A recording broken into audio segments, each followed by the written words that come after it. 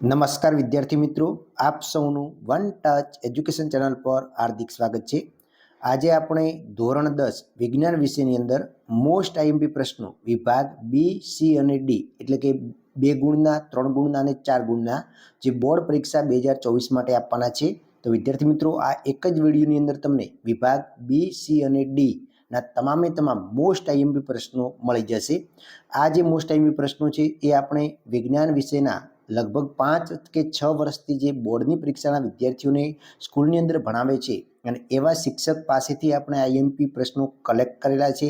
એવા 3 શિક્ષકોની અંદર દેખરેખ નીચે આપણે માહિતી મેળવી છે અને પછી જ આ આઈએમપી પ્રશ્નો તમને આપવાના પ્રયત્ન કરીએ છીએ. અને સાથે સાથે છેલ્લા 4 વર્ષના બોર્ડના પ્રશ્નપત્રોનો પણ આપણે અભ્યાસ કરી અને પછી તમને આઈએમપી પ્રશ્નો આપીએ છીએ. એટલે પૂરેપૂરી ખાતરી છે કે આમાંથી 100% તમારે પૂછાશે અને દરેક ચેપ્ટરમાંથી તમને વધુમાં વધુ 2 કે 3 પ્રશ્નો વિભાગ વાઇઝ આઈએમપી આપ્યા છે.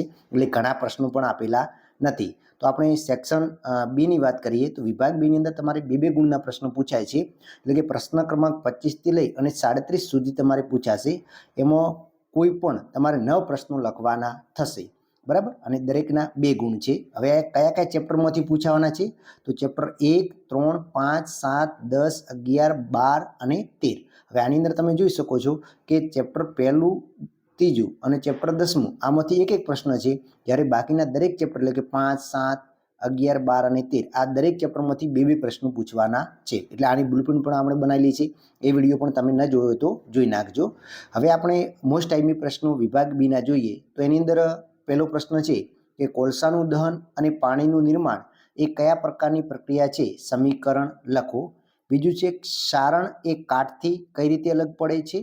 એના પછીનો પ્રશ્ન છે કે નીચે દર્શાવેલ પ્રક્રિયાઓ માટે ભૌતિક અવસ્થાઓની સંજ્ઞા સહિતના સમતોલ્ય રાસાયણિક સમીકરણ લખવાના છે. તો આની અંદર તમારે પહેલું છે, ખાસ યાદ રાખજો કે બેરિયમ ક્લોરાઇડ અને સોડિયમ સલ્ફેટના પાણીમાં બનાવેલા દ્રાવણો વચ્ચે પ્રક્રિયા થઈ અદ્રાવ્ય બેરિયમ સલ્ફેટ અને સોડિયમ ક્લોરાઇડનું દ્રાવણ મળે છે.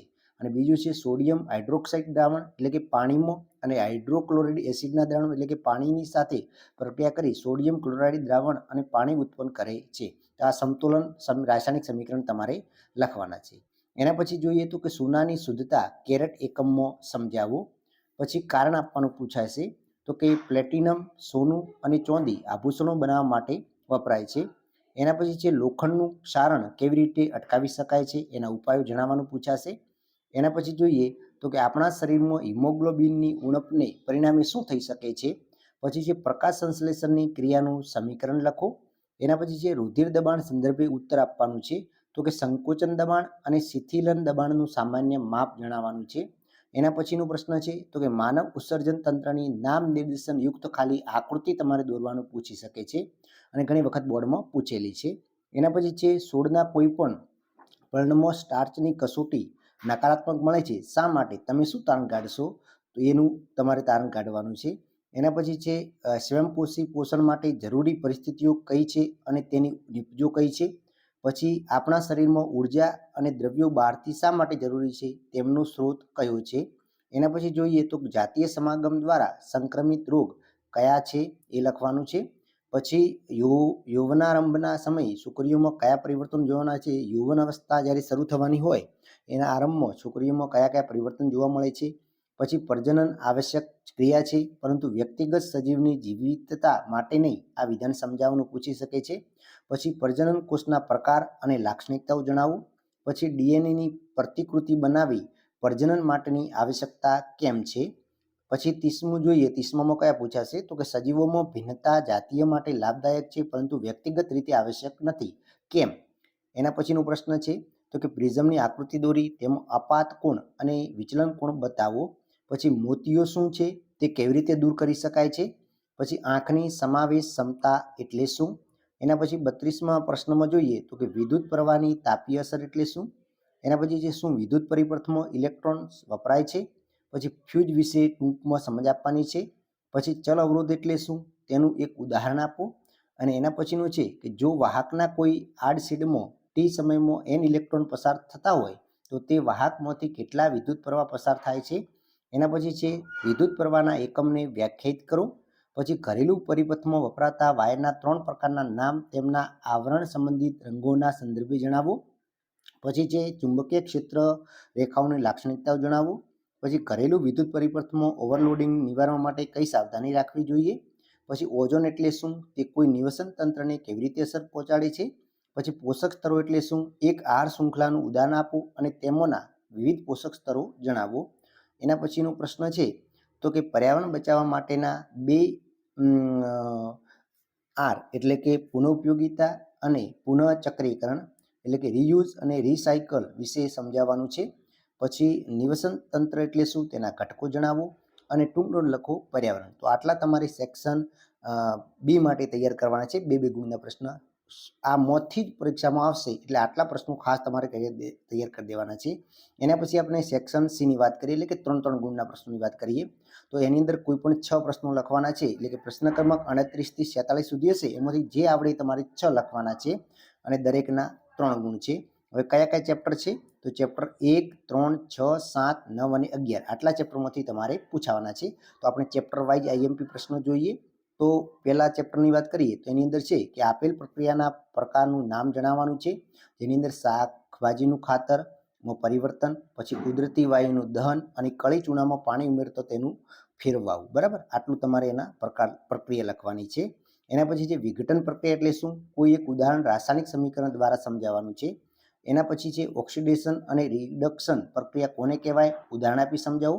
પછી છે ક્ષારણના ઉદાહરણ આપવાનું છે. એના પછી છે ધાતુને તેના ઓક્સાઇડમાંથી મેળવવા માટે કઈ રાસાયણિક પ્રક્રિયા વપરાય છે. પછી થર્મિટ પ્રક્રિયા સમીકરણ સહિત સમજાવો. પછી ભૂંજન અને કેલ્સિનેશન સમજાવવાનું છે. એના પછીનો પ્રશ્ન જોઈએ તો મિશ્ર ધાતુ એટલે શું, મિશ્ર ધાતુના ઉપયોગો જણાવી આપેલ મિશ્ર ધાતુમાં કઈ ધાતુનું મિશ્રણ છે તે જણાવવાનું છે. એટલે કે પિત્તળ અને કોસું છે આમાં કઈ ધાતુનું મિશ્રણ છે જણાવવાનું છે. પછી સક્રિયતા શ્રેણીમાં નીચે રહેલી ધાતુઓનું નિષ્કરણ સમજાવવાનું છે. પછી વનસ્પતિ અંતસ્રાવો વર્ણવવાના છે. એના પછીનો પ્રશ્ન જોઈએ તો સંવેદનાગ્રાહીઓ શું છે, મનુષ્યમાં શરીરમાં વિવિધ સંવેદનાગ્રાહીઓ ઉદાહરણ, સ્થાન અને કાર્ય જણાવવાનું છે. એના પછી છે નર જનન કોષોનું નિર્માણ ક્યાં થાય છે તથા તેમના વહનનો માર્ગ આકૃતિ દોરી સમજાવવાનું છે. એના પછી છે તરુણાવસ્થા દરમિયાન છોકરીઓ અને છોકરામાં જોવા મળતા જાતીય લક્ષણોની નોંધ કરવાની છે. પછી મોટાભાગના બહુકોષી સજીવોમાં વધુ જટિલ પ્રજનન પદ્ધતિ યાદ છે આ સમજાવવાનું છે. એના પછી છે સજીવો પ્રજનન દ્વારા કેવી રીતે તેમની આબેહૂબ પ્રતિકૃતિ સર્જે છે વિધાન સમજાવવાનું છે. પછી લિંગી પ્રજનન માટે 2 સજીવો વચ્ચે જનન કોષોનું સ્થળાંતરણ કેવી રીતે થાય છે. એના પછી છે નાના દર્પણ મુખવાળા અંતર્ગોળ અરીસા સામે વસ્તુને પી અને એફની વચ્ચે મૂકવામાં આવે તો મળતા પ્રતિબિંબના સ્થાન, પ્રકાર અને પરિણામનું કિરણાકૃતિ દોરી વર્ણન કરવાનું છે. એના પછી એના જેવું જ એક પ્રશ્ન છે એ તમારે જે પાઠ છે એમાંથી પૂછાવાનું છે. પછી પ્રકાશના પ્રવર્તનના નિયમો લખો. પછી પ્રકાશના વક્રીભવનની વ્યાખ્યા આપવાનું પૂછી શકે છે. પછી બહિર્ગોળ લેન્સ સામે વિસ્તૃત વસ્તુ AB ને 2F1થી થોડી દૂર મૂકવામાં આવે તો મળતા પ્રતિબિંબની કિરણાકૃતિ દોરી તેના સ્થાન, પ્રકાર અને સાપેક્ષ પરિણામનું વર્ણન કરો. એના પછી છે ઘર વપરાશના પરિપથોમાં શ્રેણી જોડાણોનો ઉપયોગ કેમ કરવામાં આવતો નથી અને વિદ્યુત ઉર્જાની સમજૂતી આપી તેનું સૂત્ર મેળવો, જલનો તાપીય નિયમ મેળવો. આટલા પ્રશ્નો તમારે 3 ગુણ માટે તૈયાર કરી દેવાના છે. ઘણા પ્રશ્નો નથી, દરેક ચેપ્ટરમાંથી મોડ 3 પ્રશ્નો આપેલા છે એટલે બધા જ પ્રશ્નો વિદ્યાર્થી મિત્રો ઓછા સમયમાં 1 મહિનાની અંદર તમે તૈયાર કરી શકશો. હજી તમારી પાસે સમય છે. એના પછી આપણે સેક્શન ડીની વાત કરીએ કે 4 ગુણના પ્રશ્નો.